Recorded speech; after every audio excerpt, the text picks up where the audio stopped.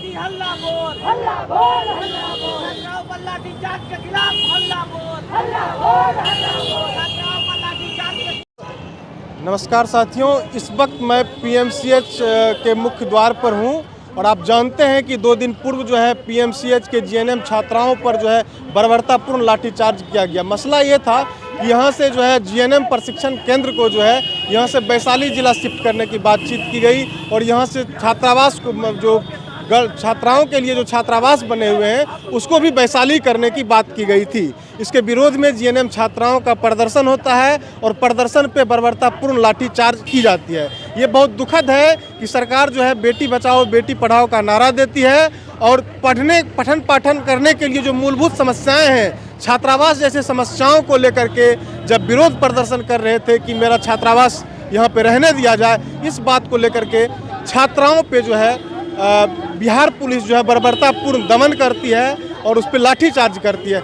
आज आप देख सकते हैं हमारे पीछे यहाँ पे पीएमसीएच के मुख्य द्वार पर जीएनएम स्टूडेंट फेडरेशन और बिहार महिला समाज के द्वारा जो है धरना दिया जा रहा है। हम आइए बातचीत करते हैं यहाँ से प्रदर्शनकारियों से कि इस धरना के माध्यम से सरकार और प्रशासन से वो क्या मांग कर रहे हैं, क्या समस्याएं हैं, किस मांग को लेकर आप लोग धरना कर रहे हैं। हम पटना में हॉस्टल की मांग को लेकर धरना कर रहे हैं और हमारे ऊपर जो लाठी चार्ज हुआ है उसकी जांच की मांग में धरना कर रहे हैं। आप पे जो लाठीचार्ज हुआ था वो किस परिस्थिति में लाठीचार्ज की गई आप पे?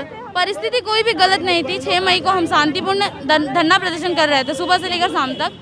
शाम में अचानक मतलब जो हमारे खान सर मजिस्ट्रेट हैं यहाँ के और हमारे प्रिंसिपल अधीक्षक सभी के सामने हमारे ऊपर लाठीचार्ज किया गया है। किसके आदेश से किया गया इतना नहीं पता है, लेकिन पता नहीं क्यों किया गया है। हम लोग शांतिपूर्ण धरना प्रदर्शन कर रहे थे, बस अपनी मांग को उनके सामने रख रहे थे। अचानक से सब आई, बहुत बुरी तरह से हम सबको लाठीचार्ज करके बहुत बुरी तरह से मारकर हम लोग को पुलिस वैन में ठूसकर पटना पीरभोर थाना में रखा गया रात भर। तो ये जो है आपका केवल प्रशिक्षण केंद्र यहाँ से हटाने के हॉस्टल छात्रावास हटाने की बात है या प्रशिक्षण केंद्र भी वहीं कर किया जा रहा है? छात्रावास हटाने को बोला जा रहा है और बस प्रोवाइड किया जाएगा, लेकिन बस से आना जाना संभव नहीं है। बस से डेली पीएमसीएच ही आना है? नहीं, सदर अस्पताल जाना है। सदर अस्पताल पटना ही? नहीं, सदर अस्पताल वहाँ पर हाजीपुर में है, जो हमारे छात्रावास से भी 20 किलोमीटर दूर है। अभी आप कहाँ प्रशिक्षण करते हैं? पीएमसीएच में ना? पीएमसीएच में कर रहे थे, लेकिन अभी हॉस्टल में साइन डे लग गया तो हम सब सड़कों पे हैं, यहाँ वहाँ रह रहे हैं बस अपनी मांग को लेकर। नहीं, मैं ये कह रहा हूँ कि आपका प्रशिक्षण अभी पीएमसीएच में चल रहा है? हाँ, अभी पीएमसीएच में। अब प्रशिक्षण केंद्र भी आपका यहाँ से बदला जा रहा है? हाँ, प्रशिक्षण केंद्र भी बदला जा रहा है। और हमारे साथ हैं बिहार महिला समाज की राज्य अध्यक्ष जो यहाँ पे नेतृत्व कर रहे हैं धरना का। जी आप बताएं। देखिए, पिछले दिनों पीएमसीएच की नर्सिंग की छात्राएं एक छोटी सी मांग को लेकर सरकार के साथ वार्ता करने की कोशिश कर रही थी, जो विफल हुआ। और जब उन्होंने अपनी मांग को लेकर प्रदर्शन किया तो उन पर बहुत भयानक ढंग से लाठियां चली, कई लड़कियां घायल हुई। देखिए, अब हम लोगों ने उनका किया है, उनको बाल पकड़कर खींच के मारा गया।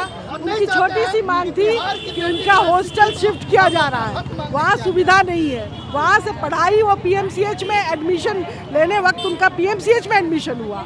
तो सरकार से ये मांग कर रही है कि जब तक वैकल्पिक व्यवस्था नहीं हो रही है आप हमारे पटना में ही रहने की व्यवस्था करें। लेकिन सरकार के लिए ये इतना बड़ा मुद्दा है कि इन फर्स्ट ईयर की छात्राओं को मारा पीटा जा रहा है, इनकी बात नहीं सुनी जा रही है, सड़कों पर इनके सामान फेंक दिए गए और पुलिस द्वारा इन पर लाठीचार्ज किए गए। हम ये मांग कर रहे हैं कि इन्हें आप पटना में ही इनका छात्रावास मुहैया कराइए ताकि अपनी पढ़ाई कर सके। ये वही लड़कियां हैं जब कोरोना के समय में पूरा बिहार का अस्पताल परेशान था तो यही नर्सेज सेवा कर रही थी कोरोना में लोगों की, और आज ये सरकार इन नर्सिंग छात्राओं के साथ ये बिहेव कर रही है। जो बेटी बचाओ और बेटी पढ़ाओ का नारा दे रही है, उनको बेटी के पढ़ाने की चिंता नहीं है। आपको इतनी चिंता होती, पटना में बहुत जगह है, आप यहाँ व्यवस्था करिए इन लड़कियों के लिए। आप इनकी सुरक्षा की भी व्यवस्था नहीं करते हैं, और वहाँ जहाँ आप शिफ्ट कर रहे हैं इनका ट्रेनिंग भी, वहाँ पढ़ाई की उतनी अच्छी सुविधा नहीं है, तो आप कैसी नर्स तैयार करेंगे। तो हम इन्हीं मांगों को लेकर बिहार महिला समाज एआई सब और जो नर्सिंग की छात्राएं यहाँ इकट्ठा हुए हैं, और ये लड़ाई हम लड़ेंगे और आंदोलन हम लोग तब तक करेंगे जब तक इनकी मांगें पूरी नहीं होंगी। तो ये थे निवेदिता झा, बिहार महिला समाज की नेत्री। आप देख सकते हैं कि जीएनएम छात्राओं के समर्थन में यहाँ पे ये भी धरना और प्रदर्शन कर रही है। आप देख सकते हैं कि इतनी गर्मी और इतनी धूप में यहाँ पे जीएनएम स्टूडेंट फेडरेशन और एआईएसएफ से जुड़े छात्रों के द्वारा जो है धरना दिया जा रहा है। और यहीं पटना के अंदर कोई वैकल्पिक व्यवस्था जीएनएम छात्राओं के लिए की जाए, इसकी मांग इस धरना के माध्यम से की जा रही है। हमारे साथ हैं ऑल इंडिया स्टूडेंट्स फेडरेशन के पूर्व राष्ट्रीय महासचिव, जो लगातार यहाँ आंदोलन स्थल पे बने हुए हैं। आइए हम इनसे बातचीत करते हैं कि क्या मसला है। देखिए, भयंकर दमन जीएनएम के स्टूडेंट्स पर किया गया है, बहुत ही भारी अत्याचार किया गया है। लगातार अपने पढ़ाई के लिए, अपने छात्रावास के लिए वो लड़ रही थी, उनकी बातों को कोई नहीं सुना। वो सचिवालय गई, वो हर तरह का मेमोरेंडम तमाम पदाधिकारी को, प्रिंसिपल को, सुप्रिटेंडेंट को, स्वास्थ्य मंत्रालय को, सचिव को, सबको दिया है। किसी ने जब नहीं सुना तो मजबूरी में वो अपने गेट के सामने में, अपने हॉस्टल के गेट के सामने में, वो ये मेन रोड पर भी नहीं, गेट के सामने वो उतरने को मजबूर हुई और उस पर बेदर्दी पूर्व लाठीचार्ज हुआ, खून बहे, वो कई छात्राएं बेहोश हुई, पीएमसीएच में भर्ती हुई। ये तमाम स्थितियां रही हैं और उसके बाद में साइन डाई भी लगा दिया गया है, तमाम लोगों को छात्रावास से भगा दिया गया है और अब ये मजबूर हैं कि अब करें तो ये करें क्या।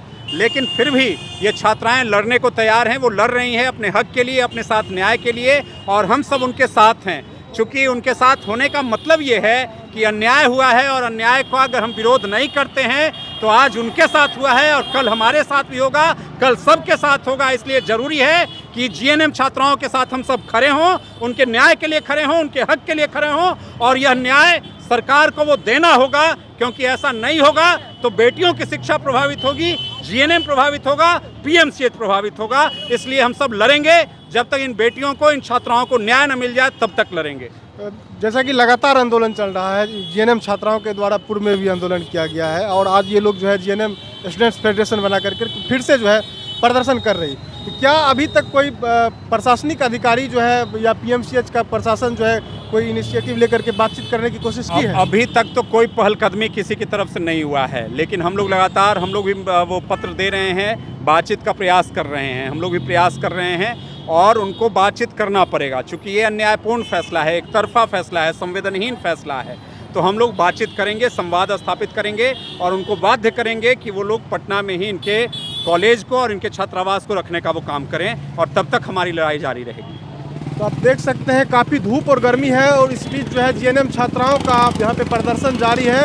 अब देखना यह होगा कि इनकी बात जो है पीएमसीएच प्रशासन मानती है या नहीं, कि जो इनका मांग है कि जीएनएम छात्राओं का जो छात्रावास है वो वैशाली जिला का जो है पाकरगंज, वहाँ पे ट्रांसफ़र नहीं किया जाए, यहीं पटना में ही कोई वैकल्पिक व्यवस्था इन छात्राओं को कर करके दी जाए, यही इन लोगों की मांग है। अब ये देखना ये होगा कि प्रशासन इन लोगों की बात कब तक मानती है।